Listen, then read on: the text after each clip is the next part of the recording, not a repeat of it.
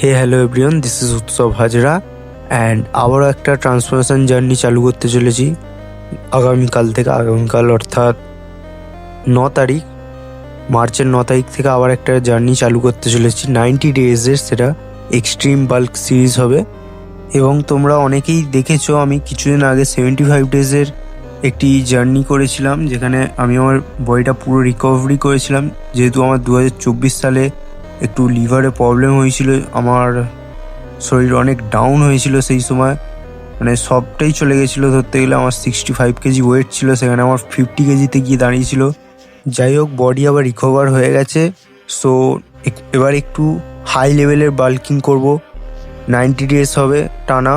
কাল থেকে অর্থাৎ 9 তারিখ থেকে ডেলি ভিডিও আসবে, যেমন আগে 75 ডেজের সময় করেছিলাম।